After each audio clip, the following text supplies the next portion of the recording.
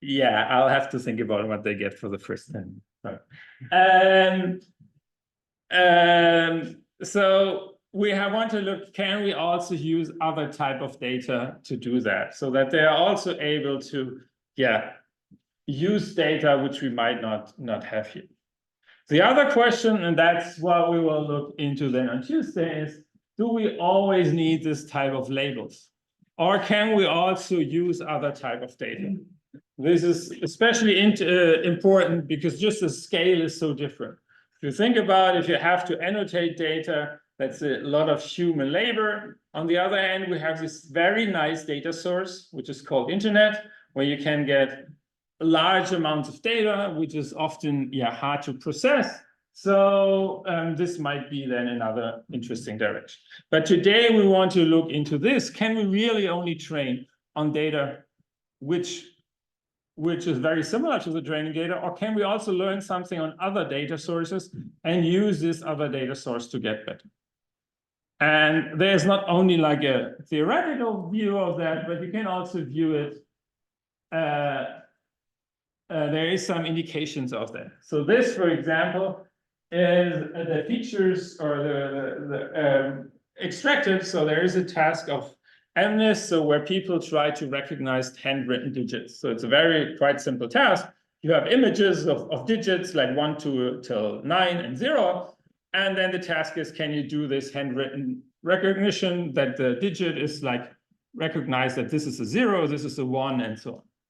And this typically works then, for example, with like some convolutional layers and so on. And when you look at the convolutional layers, you can look at what the individual convolutionals look at. So where do they like put positive and negative value in there? So what do they try to recognize? And you see that here, especially on the upper bound, I mean, not everything explainable, but you see that there is like, they try to do something like an edge recognition. So they try to recognize, is there, like here, for example, is there like some drawing in this way, or is there like a line in this way, and so on. So you have a bit of like line recognition, and you have that not only in vision. If you analyze like what a system which is trained for machine translation, and you analyze it, then you'll also see that in the lower levels it learns like what type of part of speech the word is. It learns a bit about the sentence structure and so on. So although you train the model for one task, the very interesting thing of deep learning is they will learn the hidden representations. And these hidden representations, in some way, not always easily explainable. That is a problem. It's not it. But there is indication that they learn some patterns and try to recognize them. And that is a very, very good symbol, because it means even if I'm interested in doing named entity recognition, maybe it's helpful to first train on some other task like machine translation, where there's maybe a lot more data, and I can learn already what a noun is and what a subject is and so on. And then in a second step, to learn how then to identify what named entities is of course, a lot easier, because then I need less data. It's an easier task. If you already know that something is a noun or an adjective, you know that an adjective is typically not a named entity. So it's a lot easier to learn that. Also, you might have learned similarities. So if you know that walking and going is somehow like both a verb, but the one is like past and the one is present, then you don't have to learn everything new for both of them, but through the hidden representation, since they represent somewhere similar, you're able to use that and then apply it to something else. And exactly this type of idea is what people refer to as transfer learning, and what we want to look at today. So the really important thing is that although we're training on some other task, this task might be helpful to learn something more general about the input, so that we then easier can solve our task. It's the same thing for you. If you have learned 3 languages, if you have learned English and French and Italian, then maybe it's not so hard for you to also learn Spanish, because you have a lot of the joint vocabulary already. You can transfer things. You can transfer concepts like how a sentence structure needs to be done. And the idea is here also, we can learn something about the input in order to transfer it. If you know what a dog is and a cat is, then maybe it's easier to learn what a rabbit is than if you have no idea about what animals are. So can we somehow formalize that? And that is what is currently done in, like, if you want to build any type of state-of-the-art deep learning model. I mean, maybe I should be careful there. I guess there are some use cases where you don't do that. But in a lot of use cases, the typical training schedule is like this. And it's no longer as we had before, that you do the data collection, you build your architecture, and then you train. The other way of doing is you have initial data. And the important thing is this data is very, very big. So you can train a really large model. Then you take this data and do the same steps as we had before, and you train your initial model.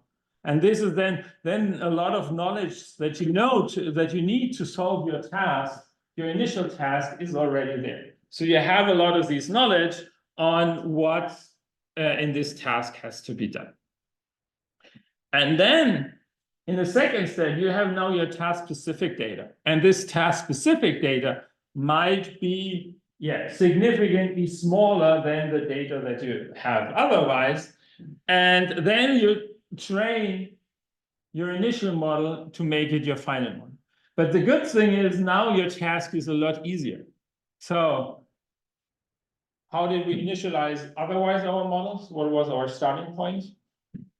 Random numbers? Yeah, so we'll just do random initialization. And to be honest, if there's a random initialization, there cannot be a lot of knowledge encoded in that. It's just random generated stuff.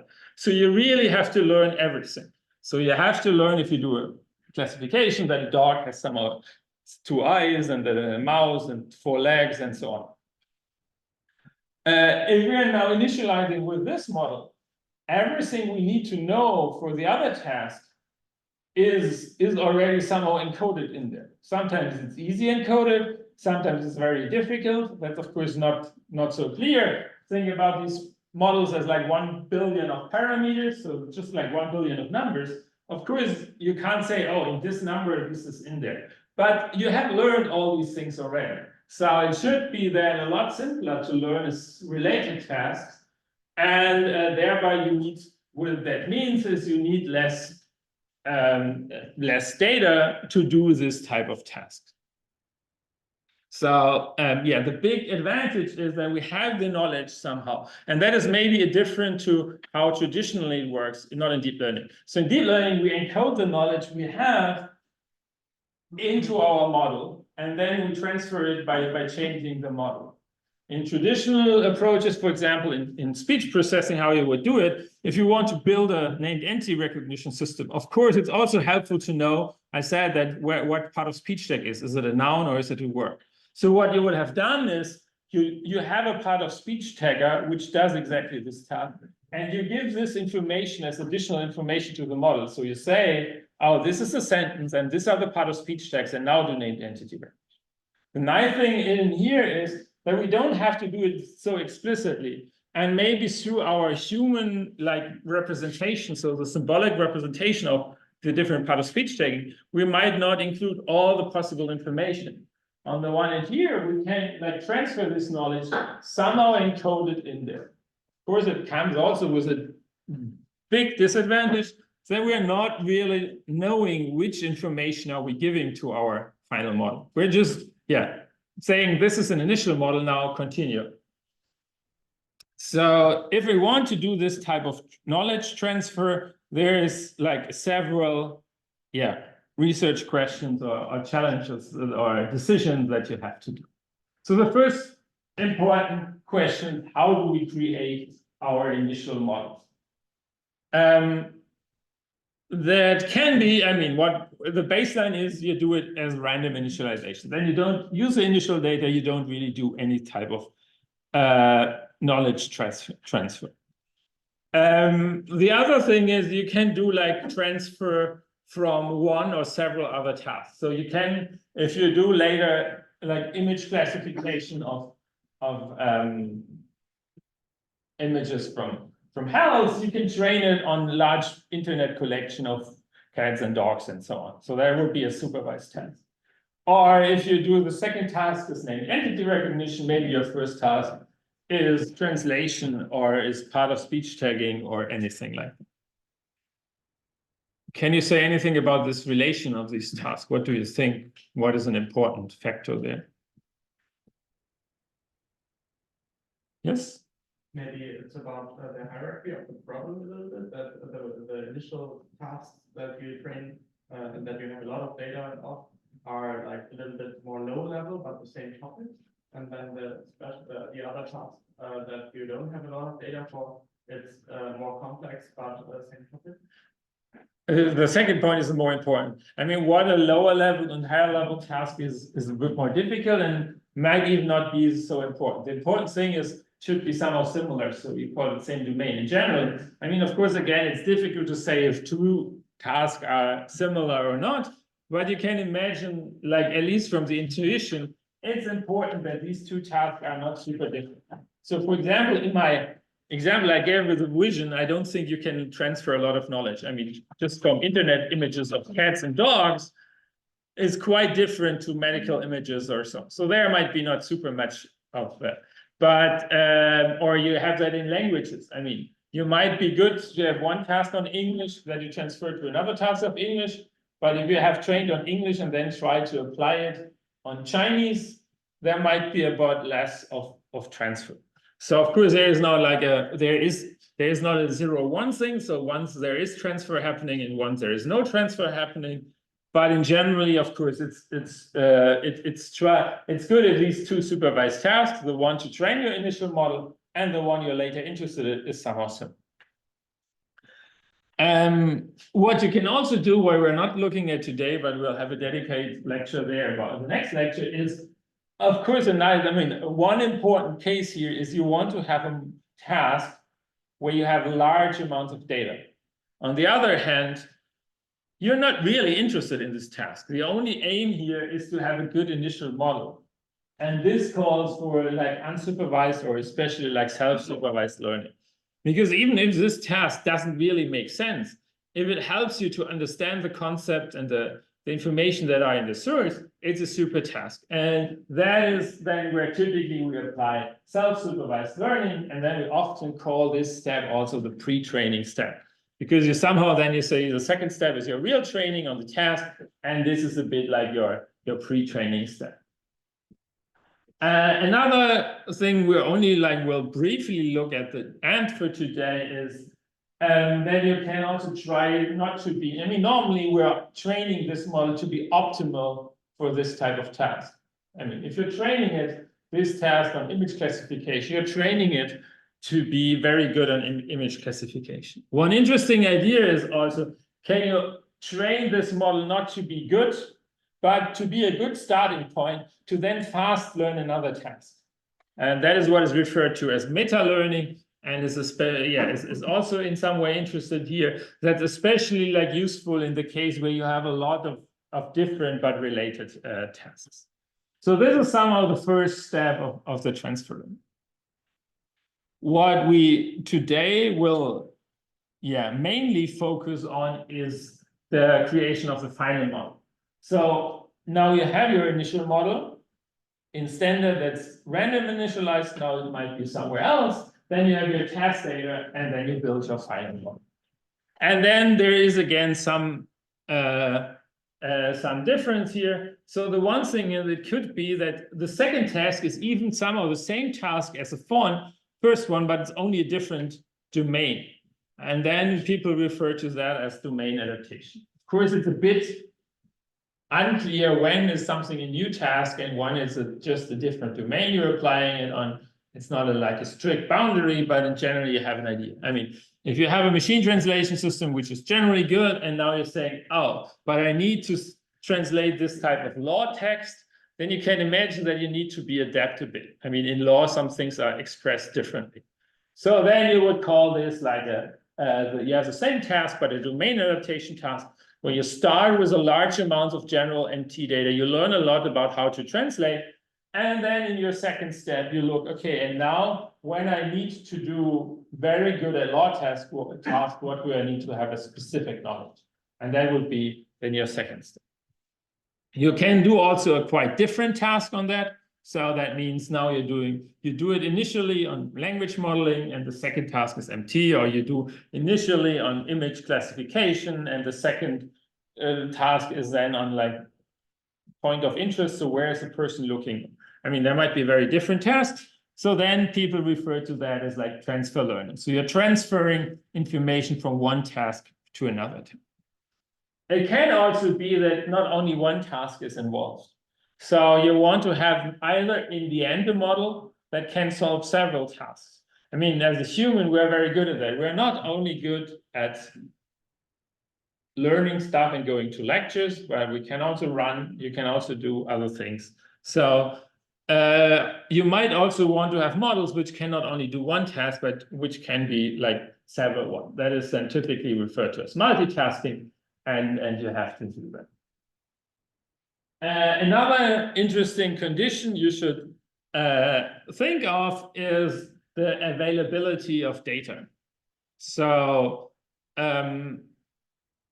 the one idea is that you have access to all the training data, and even the one from the first step. So you always have access to all the training. But especially nowadays, that is no longer the case. So if you think you can now download large pre-trained models, large language models from the internet and from some companies, but you normally don't have access to their data. And also it might be that you just don't have the time to store it.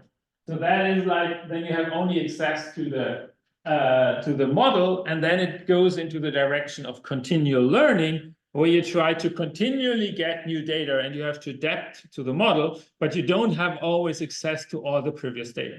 It might then be even that during this task, so while you are doing the fine-tuning, while you're adapting, you always get new data, and you might not have the ability to store all the data coming in. You might not have the right to do that because of privacy reasons. You might have only to look at it once and then shouldn't be stored anymore. So then people often refer to that as continual learning. It might also be an advantage because maybe you want to continually adapt, meaning that the last images are somehow more important. So you only want to learn from the last ones and forgot about what was popular. Okay, yes. Does the model then update itself with the new learned? Maybe if we had something that compares images or tries to find something, maybe like you said, something medical, and it gets a new picture, maybe uploaded, look at it once, and then it makes some suggestions what it is, so it can learn again. Does it then automatically save its new version, what it has learned, or how does it learn then? I mean, that of course depends on our exact implementation, but there could be, I mean, that it like based on the prediction it does, it learns. Of course, that is more like a self-supervised learning. It like does only not self-supervised, but it's like a self-learning, because you don't get you do your estimate, then you're getting better and more confident on that, but you're not really getting new information. So the interesting use case in that is that you do a prediction. Maybe there's a doctor seeing, oh, this is good or bad, or like giving feedback. Then, of course, you can update your weights and continue learn, which of course is especially helpful if your input somehow changes. Yeah, that's what I meant with you get some suggestions where the doctor can choose, that's it. And that might be very helpful. I'm not sure what is now the real use case. I don't know how images change over the time. Especially medical images, but maybe if you have like outside images, you want that. Now it's good for like summer pictures, and then it's getting more and more winter pictures. Maybe it wasn't good at that, so you adapt. So you can continuously adapt to the new conditions. Of course, at the cost of that, you continuously also have to collect some type of feedback because you need corrections. Yes. What about the multitask learning? Is that would that be that you have like multiple tasks in the pre-trained model, or in that case you can have both. So you can do it. This is now more about the final model, but of course also in your pre-training you can have multiple tasks. You can in both cases have multiple tasks, and it depends on it. It can be that you say in multitask in pre-training I want to have multiple tasks because then I can learn more general knowledge. but in the end, I'm only interested to be really good at this one task. Then, of course, it doesn't make sense to do multitasking in your final training step. On the other hand, if you want to have a system which can do many things, it might be a big advantage. I mean, one example of that is nowadays, a lot of machine translation systems, they are can cover a lot of languages. So you not only can translate between German and English, but between, I mean, there was recently the Nature article about like Meta having 200 times 200 languages between any of them. And then, of course, it's nicer to serve them. So you don't have to build dedicated systems, but you can just use the one model. Then it always depends on multitask learning. Sometimes you get better by multitasking because you can learn and transfer knowledge from the other things. But you can also have, of course, a negative transfer. If you have enough data, it's better to really specialize and forget the other things, but really learn good what you're really interested in. So there is always a trade-off, and yeah, it depends on a lot of conditions, whether it's better to have all the models, all the tasks in the final step. So the main adaptation transfer learning would be but that would not be limited to one task, right? That could be also multiple tasks. Yeah, typically if you have multiple tasks, we call it multitask learning. If it's one task, I mean, or you can also, of course, train. In general, you do transfer learning, but if there's many tasks involved, you often call it multitask learning, which also tries to transfer between them. If you talk about transfer learning, it means typically you have one task and then you transfer the knowledge to the other task. And in domain adaptation, it's a case where you say, oh, these two tasks are not completely separate. They're very similar, they're just a different tool. Okay. I mean, as I said, there is not, I mean, you all will be able now to find a case where it's not clear which name to use. But that's not the important thing here. The important thing is about knowing what is the concept behind it. And I think that is helpful. And the very nice thing about this type of, or a lot of these things is there is a very easy and very, very strong baseline to do that. And yeah, I experienced that. I was like at a workshop where it's about domain adaptation for machine translation. It was really the main task was, can we somehow beat this baseline? And normally it's not, I mean, if you have an approach, you have a lot of ideas and then you improve. But this type of baseline is really quite strong. On the other hand, it's somehow maybe the first thing you all would have. There was people are calling fine-tuning, some people call it continued training. And it's really just the idea, okay, we train our initial model on the general data that we have done. So we train it on it. Now we take the model and we just continue training. So we're just doing the same thing, just now with other data. And somehow good idea is this really gives you quite strong result, especially if you in the end are really interested in a good performance on the in-domain data. We'll see there is this term of catastrophic forgetting, which we will address, that it somehow forgets a bit on what it learns at the beginning, and you can address it. But the initial idea is really a very strong thing, and it's what is done in a lot of types of current systems is if you train a neural network and then you only change the data, so you only change on what you're training, then you continue training, and you typically have then really a significantly better system on data which is similar to your second data. So how does it work in a bit of more details? So this is a normal training that we're doing. So we're taking one training example. We're doing our forward pass, calculating the output, measuring the error, doing the backward pass, and doing that for all the examples in the batch, and at some point we're updating our weights. And you hopefully should know somehow by now. You do that for your first batch, you do it for the second batch, and you go through all your training data since you're at the end of your training data, and you've seen all of them once. That's what we refer to as one epoch. Now it depends a bit. If you have really large amounts of data, you might be done already. But in more commonly university scale data sets, you're not yet done, and you should continue. What you just do is you start at the beginning again and you continue learn. So this is training the normal neural network that we have. The nice idea is now once you're done, when do you decide that you're done? Do you remember?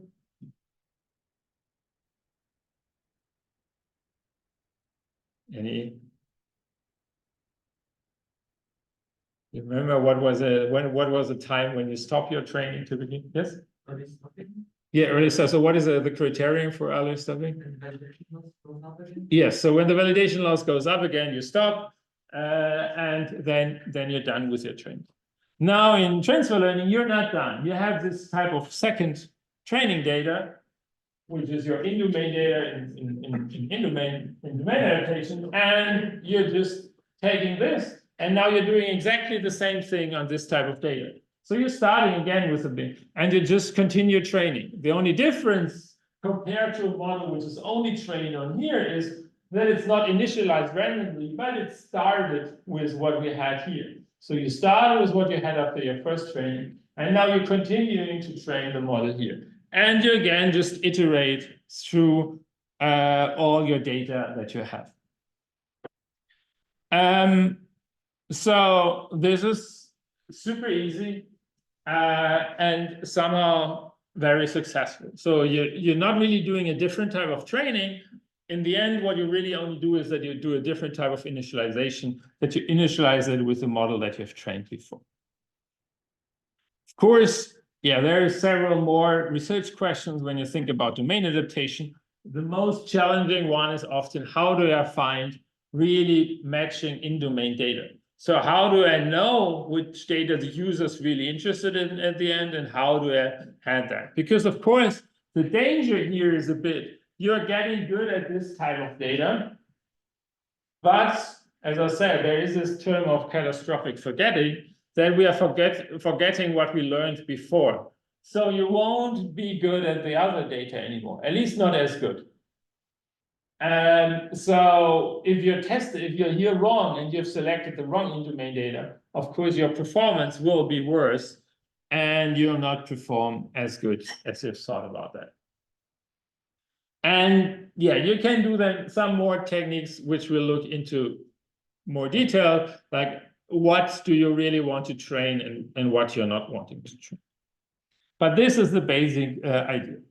The nice thing is you can very easily extend this now also to the task of transfer learning, where we have a different task.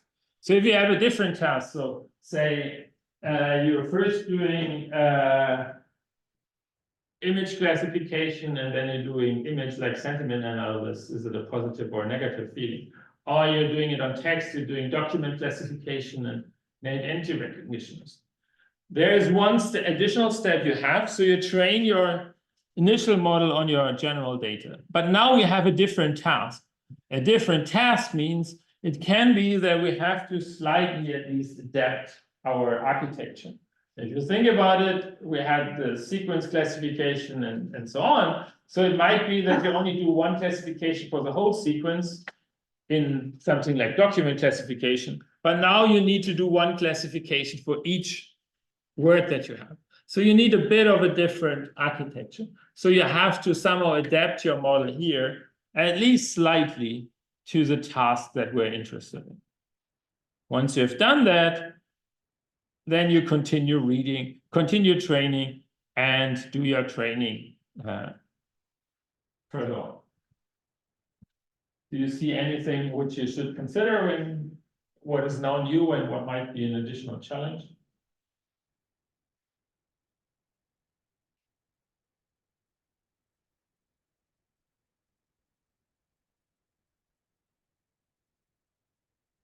Yeah.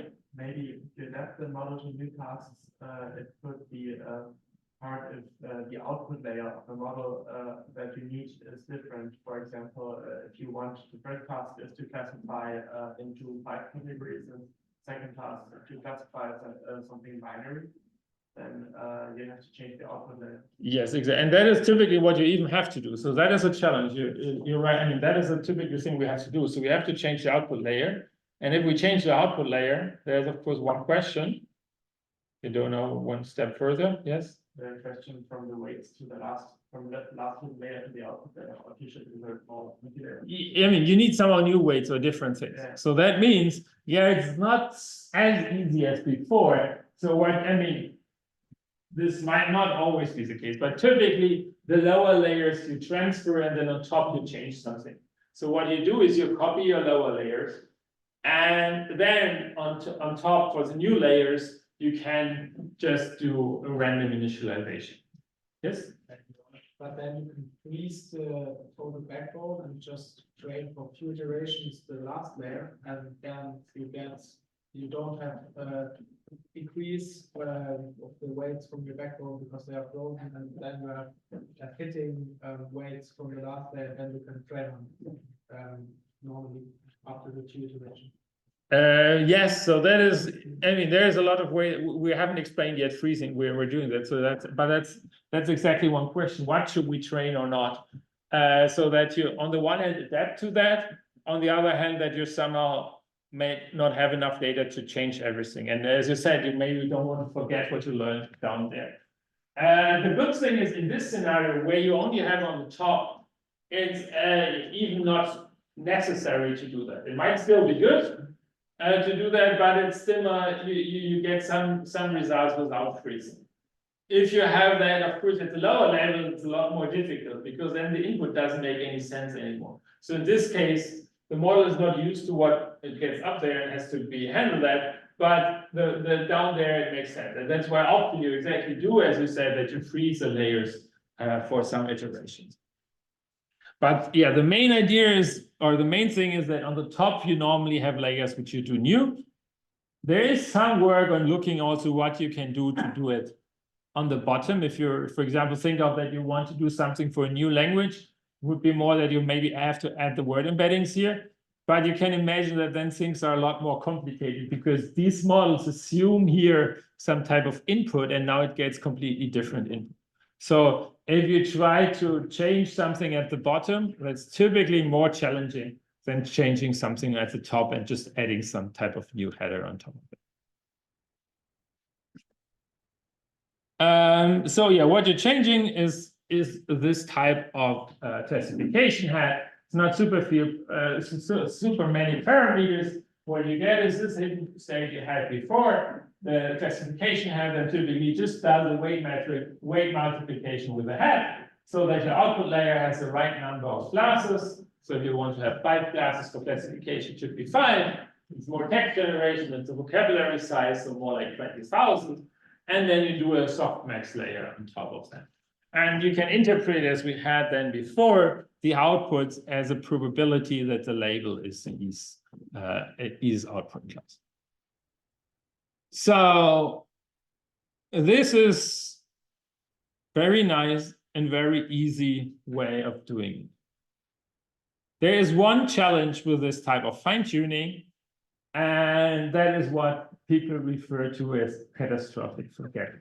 And this is especially challenging when you're doing the transfer learning, but it might be cases where you're not saying, oh, but the initial performance is still interesting. I mean, now that depends, of course, on what you're, but sometimes you just want to learn more stuff and you don't want to unlearn what you had before. It might also be, if you think about the catastrophic forgetting, might also be a problem. If you now learn some new task, but you then only learn it on small data, a lot of the words that occur there might not be occurring anymore, so you might lose the performance to handle them well. Or if you think about it, if you train first an image system, which is very good on a large variety of images, and then you fine-tune it only on images in sunshine, then your model might be only good at sunshine and lose its ability to also deal with cloudy and dark weather and stuff like that. So therefore, it might be interesting if we wouldn't lose this performance. And how this affects is shown a bit here. So this is an example from a paper where people look into automatic speech recognition. So it's also a large neural network where as input you put in audio and the output should be a transcript of what was said. So as you've seen it in the lecture translator, that while I'm speaking, you transcribe it. So it's also like a sequence to sequence problem, you get a sequence of audio files in there, and then you get a sequence of words on. What is now somehow here, it's called Oracle, so that would be, so this is, I know it's hard. So you have initially, it's a multilingual system. Initially, your model is trained on German, French, Spanish, Italian, Thai, and some other languages. And you see, if you only train on this blue languages, you get a performance on these ones of 7.8. Word error rate in total is average. Word error rate should always be as low as possible, so you want to have a low performance. If you then continue fine-tuning and generate the new languages, or if you only train on that, you might be at something like 13.1. That is some of the best possible performance that you can. So if you now do the other thing, so you do the transfer learning, you first learn on your initial languages, and then you train on the good languages. You get a decent performance on your new languages. So that's like 17.1, so a very good performance. The problem is, while you learn your new languages, you unlearn all your old languages. That's why it's called catastrophic forgetting. You really forgot very fast. And that is what happens in neural networks. Once they don't see anything, they're really like very fast forgetting what they've learned before. And you see the word error rate goes to more than 100%. Meaning, if you wouldn't put anything, you would have a better score. I mean, the problem is it just outputs a lot of random things, and then you can have more words which are wrong than words you have in your original output. So you get really a very high word error. So it really can't recognize anymore the previous languages. And yeah, this is, of course, something which might not be super good. And therefore, people have investigated different strategies how to do that. We want to look at different methods of how to do that.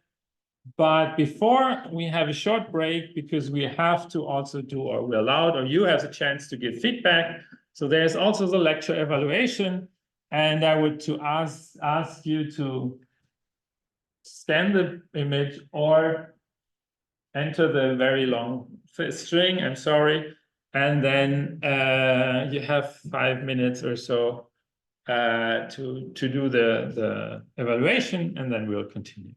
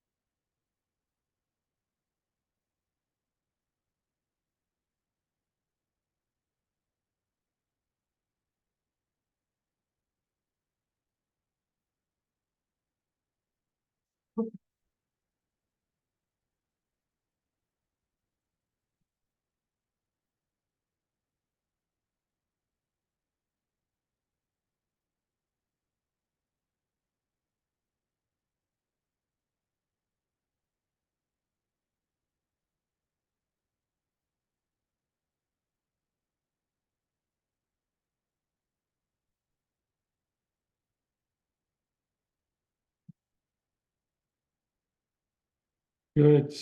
I would slowly. I have the impression most of you have finished. Does anybody need more time? Okay, don't. Okay, then I will slowly continue and yeah, then so yeah, there's different ways of trying to prevent that in some way or the other. One way of doing it is to limit the number of parameters that you're training. We had already this idea of model freezing. So if there is something important learned in some layers, we might not want to make the model unlearn these things. So the idea is maybe we want to change the way we're training and keeping some fixed. Of course, it also then might come with some type of cost. And there's a second way of doing that is that we keep some of our initial model the same, but we add some specific parameters so that we can do good on these types of parameters. There is another way of doing it, which is maybe mixed data mixing or replay. It's again more the straightforward idea is, okay, if I don't want to unlearn what I learned before, I'll just continue learning out of that. So you mix your new data with your old data and keep so that you're reminding yourself always on what you learned before. It's how you maybe learn vocabulary in school. It's also, you should not only learn your new stuff, but from time to time, you should repeat what you had before so you don't forget that. And the last thing we'll look into is, the other idea is, okay, maybe it makes sense to say, oh, we don't want to just change the model and be best on the new task, but restrict ourselves. We're saying we want to get best on the new task, but we want to be minimal changes. So we want to minimize the change to the original model. We learned a bit how that works before in last time. yeah, it's mentioned here already. So there you can add additional loss terms in your loss function. So you can modify your loss function that you tell it no longer, oh, try to optimize everything so that you have the best performance ever, but optimize it and also learn a model which is most similar to the model you had before.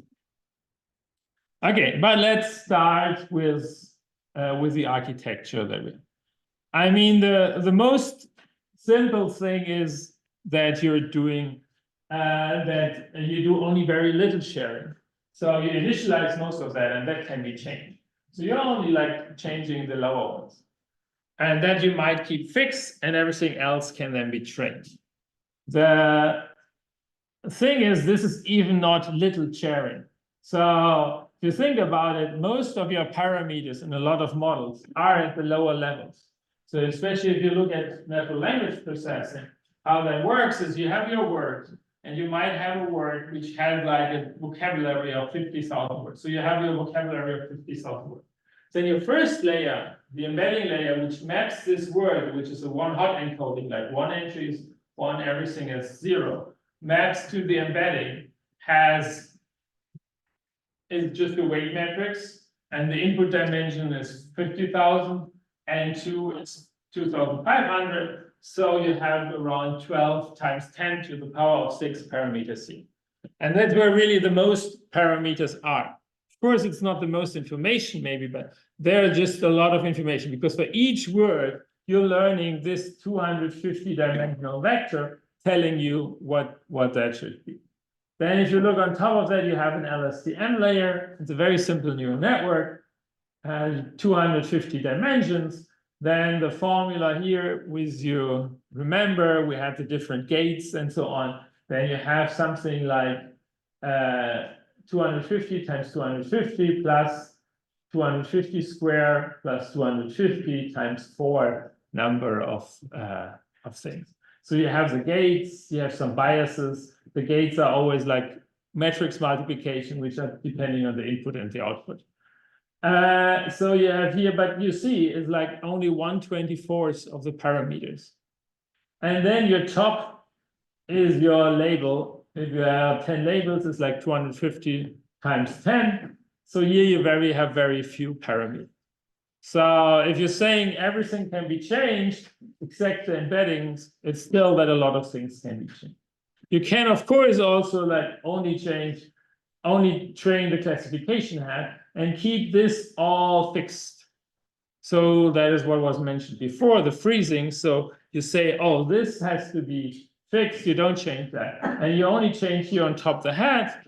Here it was a language model type. Here it's now prediction that you do, but everything else is kept fixed. So that means, of course, now you have a lot less parameters. The good thing is you'll have a lot less catastrophic forgetting. But you might also have a disadvantage. Any idea what could be challenging, or why this might not give you the maximum, the best performance? Yes? Maybe the information flow between the layer before the output layer. Maybe the neurons or the weights were set to 0 that lead to in the illness direction. It could be that there's no information flowing in this because it was learned that way. Yeah, it's going in the right direction. Maybe when Not that much parameters, so you can't really you can't specify like you have more parameters because you only have less parameters in the last layer. yes, so you only train these parameters. That is right. So only these parameters are optimized for your second task, which you're really interested in. These tasks are somehow helpful because they were trained on task 1. They are somewhat helpful because we said these should be similar. If you remember, these were maybe that it detects where there are edges and so on. But these representations and these transformations here, they are not optimal for the second task. And therefore, then you don't have here the optimal performance in the end. So of course, there's then a bit of like, offset that you have to set between, do you want to change more, which also might be more catastrophic forgetting. And also maybe then, if you think about that as a small model, it also means that it's like giving you more overfitting, or you change less, and then you might not learn as good. So for example, one important criteria on what you do there is also depending on how much data you have. If you have much data, you can train on more things. If you have very small data, you should freeze many layers and only change very few. Of course, these top layers you typically have to train because they're randomly initialized. So this one has to be always true. But therefore, there is another type of thing that is also commonly done, and especially with very large models, it's getting more and more famous, and that is what people refer to as adapters. And the idea is that you maybe want to learn in all the layers. So you not only want to learn in the top, but you want to learn in like all the different layers, and you want all of them to change and adapt a bit to what you're currently interested in. However, if you think about it, like now large language models, you have here like many, many layers. Each of the hidden representation in each layer is large, like 1,000 parameters. If you now have that means like you have 1 million parameters per layer or something like that, if it's just the metrics. So learning all these parameters might not be easy. So you have to think about a different way of doing it. And therefore, this is the ideas of adapters to change the architecture, to add something to the architecture. So it's a bit counterintuitive, maybe. So you add parameters in order to train less. But the idea is then that you keep everything frozen. You don't change your basic model, and you only allow for changing this type of additional parameters that you have. Which allows you in some way to then be very efficiently on learning what is specific to this task and still keeping the knowledge. And the good thing is with the adapters, you even can somehow for sure keep the performance on your old task. How can you do that? Now you have trained your models, you have the adapters. How can you recover easily the performance on the old task? Yes? Can you maybe just take out the adapter layer? Yes, so you can just remove the layers again, the adapters, turn them off or set them to 0, and you didn't change anything. So you still have your old performance. Which also makes it possible to learn task-specific adapters. So you can now learn for different tasks, different adapters, and then even on runtime, load them or add them again, so to have specific models. So the idea is you have the overall model, which has a good general knowledge, and then you can inject at the different positions, you can inject what is really important for this task and change it in. Of course, there might be some things which are also a bit challenging, and when it doesn't work that well. Yes? What is if you have a mixed data set of your new challenge and of your general data and your specified data, then you first have to classify if it's from the general data or the new data, and then you decide if you put in the adapter or not. So you first have to decide where the data is from if you have a mixed data set. Yes, so this is typically only applied if you don't have the mixed data set. There's one direction you go with your mixed data. If you can remember our last lecture, there's some way where something like that is happening. Mixture of experts. Yeah, by mixture of experts, try to automatically learn there. So there you're not predefining these are the adapters, but you have these layers which are used for different tasks. So then it might be better to have something like a mixture of expert layer in there, which automatically determines where to go. Okay, so how does these adapters look in detail? And there's like 2 ways of integrating them. So the baseline is this. So you have your layer, which does some calculation, and the layer can be something like a general feed-forward network. It can also be a self-attention layer or anything else. Then this layer calculates your hidden state. Then the next layer comes based on this hidden state. It calculates then the next one. And again, the 2 layers can be the same. They can be different types of architecture. That is first. Then people have looked into 2 ways of like integrating them in there. the one idea is to do more serial combinations. So the idea is to have a small additional network in there, layer, which takes this hidden representation. And before putting it into the next layer, it allows to do some type of adaptation on there. So to include some very task-specific, domain-specific information. So what that means is that you really get more layers in your thing. So you have to do also more computation. So, the big advantage is you really don't care what this type of layer is doing. So what these layers is, this is independent. This can be CNN and RNN, anything that you have. Typically, all our networks will output one or like a sequence of hidden states, and then now you work just on these type of hidden states. And typically, this will be just normal feed-forward neural networks that we're using. The other way of doing is more like a parallel combination where you in parallel calculate something else and add it again. This is especially done for feed-forward neural networks, we'll see, because you really do a more tight integration. So you even within the layer, you change the calculation to have something very specific. And this is what is very famous nowadays for large language models. It's called LoRA, low-ranked adaptation, and we'll look into how that works. But let's first have a look a bit on the serial adapters. So the serial adapters, as I said, the idea is we have our hidden representation, and now we generate a new hidden representation, which is then used as input for things. And we can calculate them, for example, easy. I mean, the first easiest thing would be we just do like a hidden, we just do like a feed-forward, just a matrix multiplication and some activation function around that. What about the hidden sizes? Can we be free and select what we want to have there, or is there any restrictions that we have?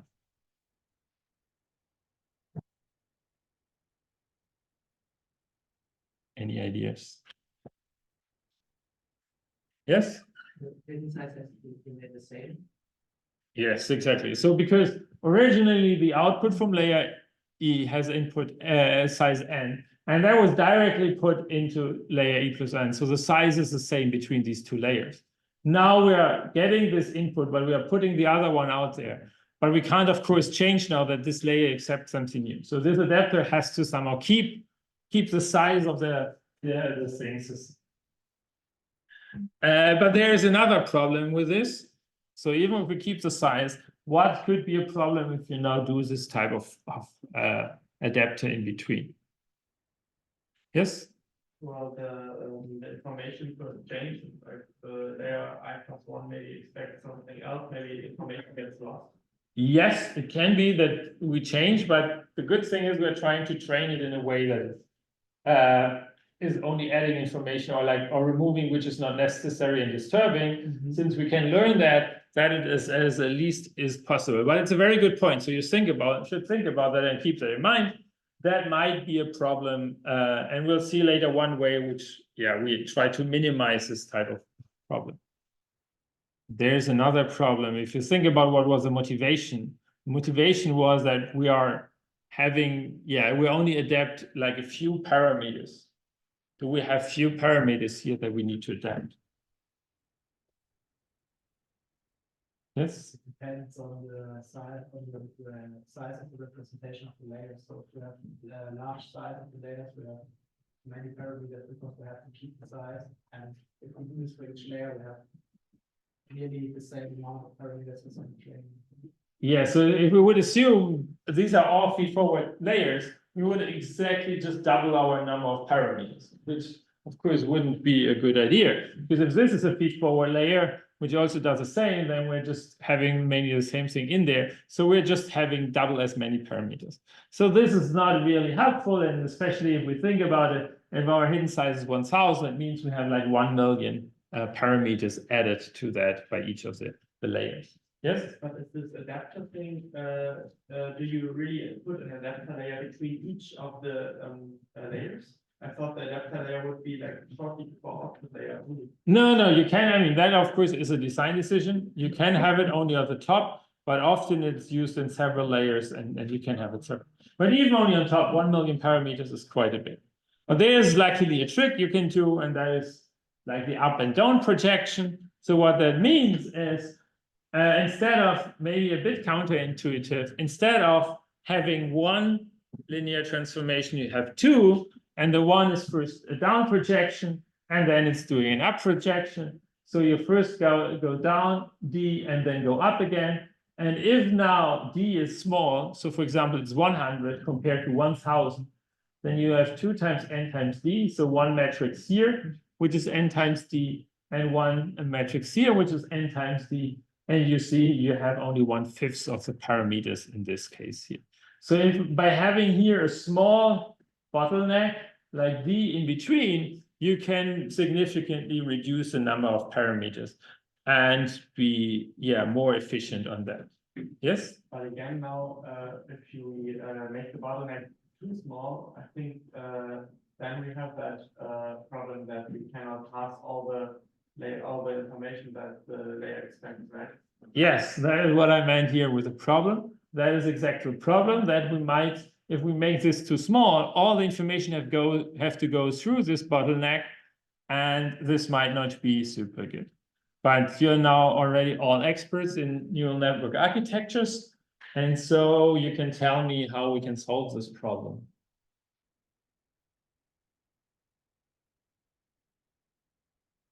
Yes? You can add the connection. Exactly. So we call it a residual connection. But then that you're doing, you add a residual connection between them. So then the adapter only has to learn what to change. You add the hidden state anymore, and then this is no problem anymore. Because now the model doesn't need to really learn what to transport all the information. What the adapter should only learn now is what do I need to change in the model so that we get the best for them. And that, of course, is significantly easier and better, and then this should be possible. Yes? Is there any rule of thumb how many parameters I want in the adapter? Like if I have a hidden state of 1000, so I want 110, 1. There's not that, I mean, what is there is normally a good recipes on like for this type of architecture and so on, it works. So especially I said, so the next one is a parallel one is the LoRa. So which is, for example, that's a standard technique nowadays. If you want to adapt a large language model on some task, and there, of course, a lot of people have done this adaptation, and then there is typically findings, for this type of task, it's good to use this thing. So that definitely exists. I have to admit, I don't know them now out of the heart, what is the right parameters for that, but they exist, yes. And they are very important. So as I said, so in a lot of these architecture changes, it's good to know what is a good starting point, because otherwise the learning doesn't really work. And with this, we are already then at the other idea. So here the idea is in the parallel combination, the idea is that we're not like adding a new layer in there, but we're doing it in parallel with the original computation. And we'll see that later. One advantage is that you can later merge the adapter with the original layer, and then you mainly have no additional computation. So here you also added computation, but if you do that within the layer, of course, you might be able to merge it. So how does it work? This typically works for a feed-forward layer. So the idea is we have our hidden state here. What we are then doing is we're multiplying it with a weight matrix and get our next hidden state. And on top of that, we might then have a non-linearity and so on. But just imagine like we're only looking at a matrix multiplication here, which does exactly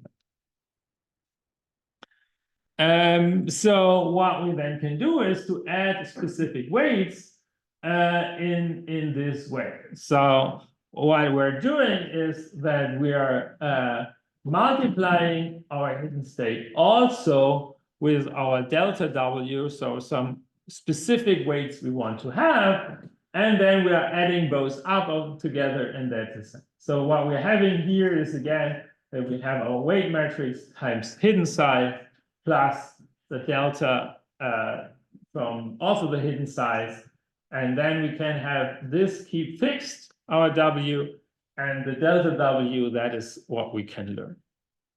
Of course, we have again the very same problem. If we're doing it this way, our W and our delta W is very large, or no, is at least the same size. So we have to learn too many different parameters.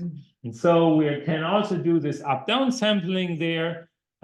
So what we're doing is here that we have our matrix A, we're multiplying them, and then we're multiplying with matrix B and adding that. So we have AB times HI, and here we have W. And again, here we can have that even quite small values. So the hidden size in between might sometimes be something like only 12 or something like that. So really small, because what you're interested is really learning what is very specific for your task. And you don't need to learn anything, general, what is some of the best thing for all. You don't need to learn like all the information, but only really the information that are essential to do that. Even like the initialization, this is often like nearly zero initialized, and this with some normal distribution. And then you can view this also in a bit different view, and that is what is referred to as the weight factorization. And that's again, we are looking at, as we have done it here, we looked at as an individual multiplication here. So some transformation here, which does W. What you can now think about this W is you can factorize your matrix into 4 points, and then you have even a bit more. So you can say that we have a shared matrix, WS, which is shared between all of them. And then there is task-specific matrix, WM and WB. And in this case, we not only have, as we had here, the additive term, but you have a multiplicative term and an additive term. So that it might be better to learn some things additively and some things multiplicative. And so, for example, with multiplicative, you can easily learn this. This parameter is really bad and should be 0, and you can multiply others to be more important.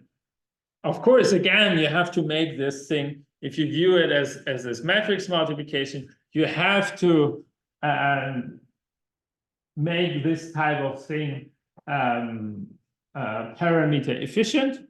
How do we get this type of parameter efficient? Another view, it's exactly the same. It can be viewed, the matrix can be viewed as either the product of 2 vectors. So normally, if you take the product of 2 vectors, you get a scalar. If it's like a row vector times a column vector. But now if you do it the other way around, a column vector times a row value, you get a matrix out of that. And then you have here exactly 2 matrices of only rank 1. That's of course very limited. It's only rank 1, meaning that here your better bottleneck would be 1. There's a very easy trick to make this more than rank 1. You can just sum of n of them. So you don't take one product of that, but you take the sum of n of them to do that. And then you can again define like what would be a good rank. Of course, the rank of the final matrix doesn't need to be at exactly n again, because if they are not all independent, it will be a lower rank, but you have the potential to learn something which has at least rank n in there. In both cases, so this way and also this way, the nice thing is we can in both cases, after we do the training, we can again change the weights in a way that we don't have any extra calculation. So here it's already clear. I mean, if you just calculate WS times WN plus WB, you can do that as a final step of your training. And then there's one matrix at the end. And so it's not like in inference, it's not slower. You're doing the same type of calculation, just with different types of matrices. And the same is here, of course. You can do like W plus A times B. You can do the calculation of W plus A plus B. And then later you don't have to do the W calculation, but you can do everything of that in parallel.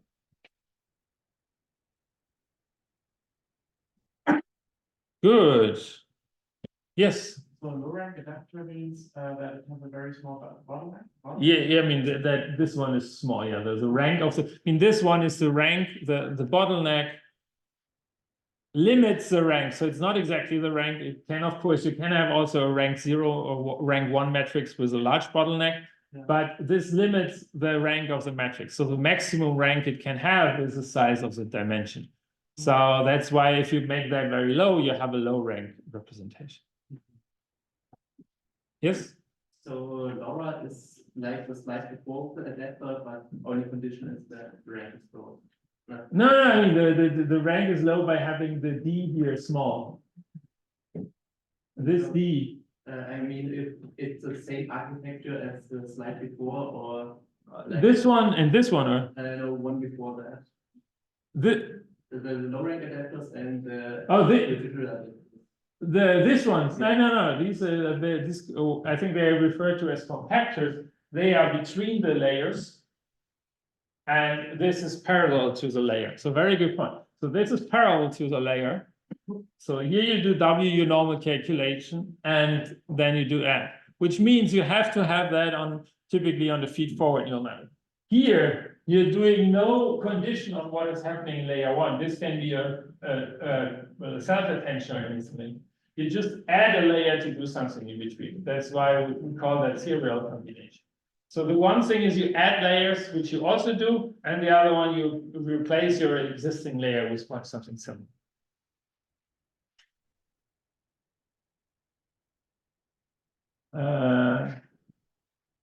Good question. Any more questions? Good. Then I already mentioned this, and I mean, I only have 2 slides about it because it's not really super difficult. If we have a problem that we're forgetting the knowledge we learned before, another approach is, of course, to, okay, if we don't want to unlearn that, keep remembering ourselves. So we're just mixing it into our training. That's why it's called something mixed initial training or replay, that you have some replay pattern that you replay things. So the idea is now in your fine-tuning step, you're not only training on your in-domain data, but you're also like randomly taking some of your data you had before and use that also to do the training, which of course then has the advantage that you hopefully will not unlearn. Of course, there are some hyperparameters you have to decide on again. So how much data do you need from the previous layer, from the initial training, and how much new data? Of course, that will reflect a bit on like how much new things you learn and how much you're not forgetting what you had before.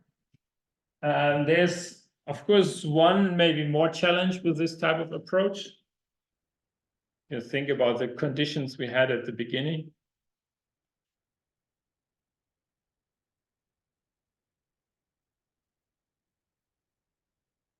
You need to have access to the data. As I said, I mean, if you now download a large language model, you don't have access to the training data. You only get the weights, and that's all you can do. So in this case, that of course doesn't work. So it only works if we really can access the data that we have. Good. Any more questions? Then we're at the end, not of the full lecture, but then we'll do the last 2 approaches on next Tuesday, where we see each other again, and then we'll continue with self-supervised learning. Thanks.